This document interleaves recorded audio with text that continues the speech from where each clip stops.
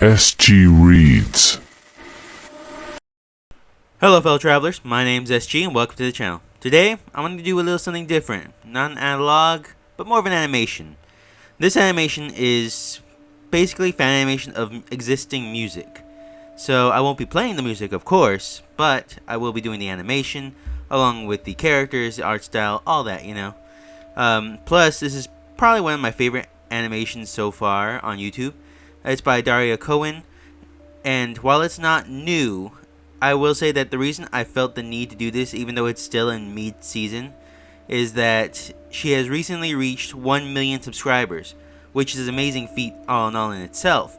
So I thought I wanted to cover it, just to see what you guys think, and to add my own 2 cents about it, of what the story could be, what's going to happen later on, and just talk about how I feel about it right now. Alright, and now, thanks again for listening. Please leave a like, comment, subscribe down below. I'd really appreciate it. Please leave a comment saying what's your favorite song from this list so far. And yeah, let's continue on, shall we? The story of the videos as a whole go with Missy and the Duke. The Duke himself is already a vampire in the series, while Missy gets her abilities from a powerful staff that's supposedly controlling her via a demon or some means. We haven't really gotten a full extent of what the staff does. In the first episode, we see Missy as a regular human being chased through a castle by the Duke in an attempt to either drink her blood or some other means. We're not sure yet. But she ends up killing Duke in the process by exposing him to sunlight.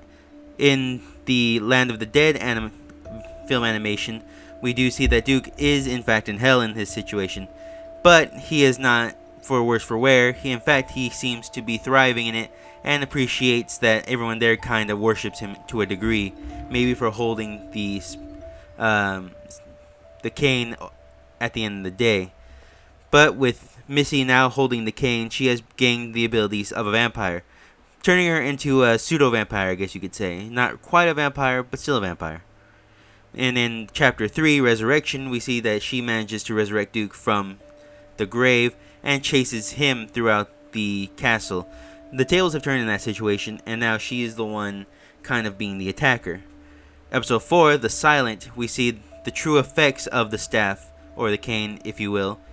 And that one shows that it is affecting her mind, driving her crazy, and making her extra paranoid. She seems she wants to be out of this situation, but at the same time, she can't let her anger for the Duke go unchecked. So she wants to end this rivalry once and for all. In the 5th one, Zombie Prostitute, we do know for a fact it's not canon. I mean, he's not a zombie at the end of the day. Maybe a gigolo, but definitely not a zombie. So we move on with that one. We then go on to round 6, the Showdown. The Showdown is a mix of a dance-off / version of just beating the hell out of each other with various weapons around them. So it's very funny, very good. The choreography is really well done in that one too. We then go to the season finale, Stuck With You, where they have realized that there is no escape from one another. They have to deal with one another in sort of a married couple situation. They do want the power, but they don't mind sharing it at the end of the day. While they may have had a rocky relationship at the beginning, they do appreciate each other's company for what it is and what they are about. Again, another song by Voltaire. Then that ends Season 1, but we do get a small clip of Season 2, with Season 2 being a look at the Duke as a young child, where it is realized that he is the son of a vampire hunter, and that he is mourning the loss of his mom. That, of course, we're seeing Invisible from the Beetlejuice soundtrack. Well, the first song in the Beetlejuice soundtrack. We then go to the next episode, Raised by Bats, which depicts what happened after those events. A little bit. Where he is now a teenager, and turning out that he's actually not an ancient vampire. He is probably no older than Missy, probably only by a few years. So he is just chose to look and live like this because that's just his style, that's just what he likes to do, and just show that he has grown more as a vampire than he ever did as a human. Hence, he's proud to be raised by bats. It's a fun story and interesting overall, and the visuals match. We then get little bits here and there, such as life, but what really goes into that happens to be Dead Mom, episode 3 of season 2, which depicts a young Duke trying to figure out why his dad is acting like this. We do discover that the dad was the one holding the scepter before. Not holding it specifically, but he was the one that was in control of watching over it. Now, we do go from Dead Mom to A Good Song Never Dies, which is the follow-up to Raised by Bats in a way. Where, kind of a middle of Raised by Bats, because we do see him joining the other vampires, but they are currently at a war with the werewolves. And when he realizes that they are pretty much the same as his father, constantly fighting, constantly at war, he wants out. He doesn't want to be a part of this. The betrayal, a short animatic, was that because he didn't want to fight and live the vampire lifestyle they were living, he leaves with their pretty much, I guess, he leaves with their, not permission, but more of just disgust. Well, mainly by the leader himself. They do end up regretting it at the A, because as we know from the Raised by Bats, he does come back to them, and they do accept him as a full-on vampire. And then finally, Unbury a Friend, where we finally are not in the midpoint of the season, I believe, because it does count as episode 5. This is where he goes back to his old home, and his father has passed, and he finds the staff that his father told him not to get, and that's pretty much where we are at this current time. The storyline is very interesting, very fun, very vibrant. This is definitely a more unique take on something than I've seen before, with music ranging from Saints Motel to Voltaire to various other artists. It does leave a lot to the imagination and gives you a lot to think about. It's definitely one of my favorite series that I have been following for a while. So please, I encourage you to go check it out on Daria Cohens' channel. I will put a link down below to the playlist that I'm talking about, along with the first episode if you want to go check it out. Now, the character the Duke is definitely one of those characters where he has a bit of an ego, which is very common in the way he walks, he stands, the way he gives off that vibe. He feels that he is the one in control of the situation until he's not.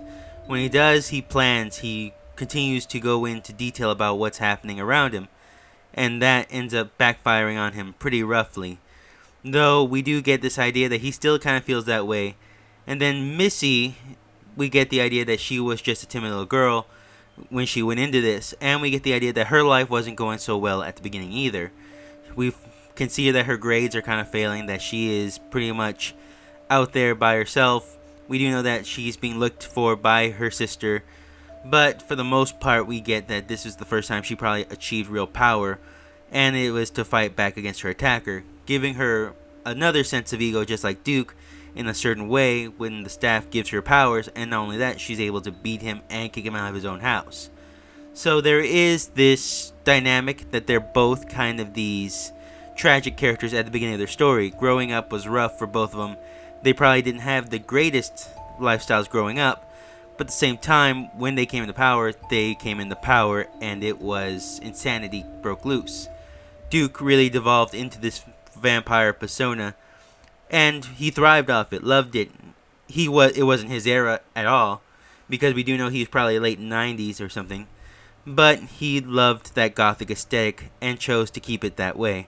Missy, on the other hand, went into this with that aesthetic already pretty much involved, and while she did grow to like the Duke and become, like I said, practically a married couple in their eyes, they did have a turbulent relationship, and at the same time, they fed off each other's egos and weaknesses, allowing themselves to grow furthermore, so much so that the Duke himself is pretty much revealing his own backstory to her at this time. That's how much he's gone to trust her, which he hasn't even done with the other ones, the other vampires in his, I guess you could say, legion. The animation's solid, honestly. If I didn't know any better, I thought these would be official music videos for Voltaire or whoever she's creating them for, because these are so well done. The characters are so defined. Like, you could tell their personalities, you could tell their story without having to actually watch any video or anything specific about them. Like I said, these are pre-existing songs that she's using, and she's mixing them to make something different and new, which is very, I guess, honorable in a way. because now we have these characters that I know pretty much like the back of my hand at this point. And I'm sure if you've watched the videos, you understand them too. And just to be able to use gestures and movements and animation like that degree to understand them is a feat in and of itself. So for the most part, the animation's amazing because each character has its own style, it has its own way of moving, talking, and interacting with one another. And that's really old school animation style. You would really see that in like a Disney movie or a Pixar film. At the same time, you see the outside influences such as Has Been Hotel or more specifically Vizzy Pop's Die Young video, which you could definitely tell was an inspiration for this. And in turn, you could see how Daria Cohens videos were inspiration to Vizzy Pop in the way they present characters and motivations. It's a weird thing that you can see animators working off each other, if I had to say. But for the most part, I like this more because, as I said, there's more character, they're more three-dimensional, if you will, and gives more to the imagination for the viewer to see the personalities just by walking. You could tell what they're about when they're down, their emotional state, and even by actions you can tell what's happening in their mindsets. There are so many references that are hidden throughout the series, such as the Duke's father being an obvious stand-in for both Voltaire, because you could tell just by the beard and the way his facial expressions are, to even his mom just being Daria Cohen herself, being an animator, even showing the pen she's drawing him with. But we do get Edgar Allan Poe constantly being referenced because this is very gothic aesthetic. I do love that goth aesthetic myself too. But we also have the leader of the Vampire Legion that Duke is part of, looking like a character from Interview with a Vampire. And no, not the series, I'm talking the old school Interview with a Vampire, the one with Brad Pitt, Tom Cruise, and all them. In fact, I think he's based on Tom Cruise. In fact, if you haven't seen the original Interview with a Vampire, go check it out. It's actually pretty good. There are many other references I could point out, such as Beetlejuice or other ones like that. But those are the ones I took note of most because they seem more important to the overall story. So, well, not important to the overall story, but seem interesting that to be added on to. So, if you have more references that I didn't know, please leave it down in the comment section. I would love to hear what you had to say. And, yeah, let's move on, shall we? As for my theory of what's going to come next, I am thinking that we're going to get more of a personality out of the staff for Kane.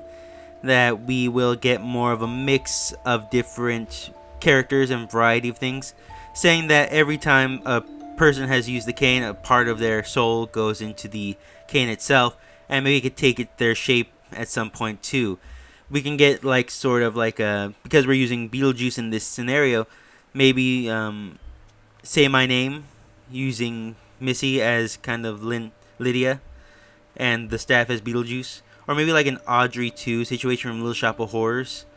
I do see more Voltaire music, but that's neither here nor there. That's just what more coming out. But if we're talking about for the cane, maybe he takes the form of the Duke and sings Almost Human, which would be interesting. I do love that song. That was one of my favorites. Or we can see more of a Hell in a Handbasket. The one I do think will become more of a prominent song will become I'm Sorry, probably from Duke to Missy, coming in later.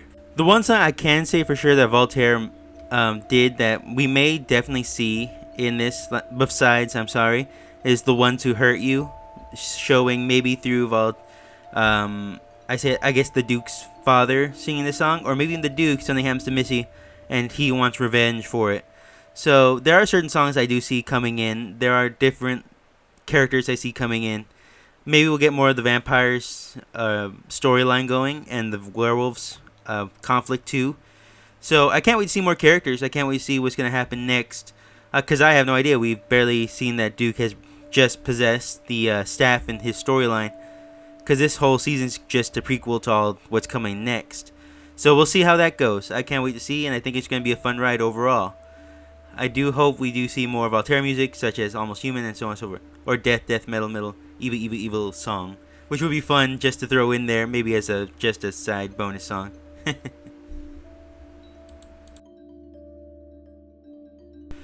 Now, with all that being said, I will say you should go see the original series, the original videos. They will be down in the comment section and, of course, in the description below. Please support the original creator.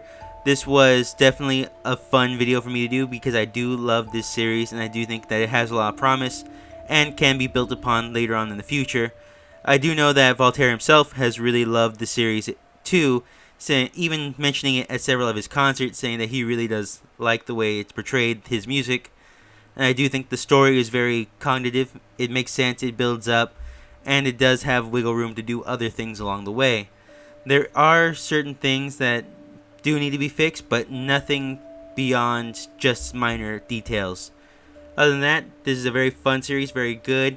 Do check it out, please. Congratulations, Daria Cohens, for 1 million subscribers last month. That is an amazing feat, and you definitely deserve it for all the effort and work you put into these animations every time. Thanks again for watching. I hope you liked this video. Please leave a like, comment, subscribe down below. And yeah, have a great day. See you next time.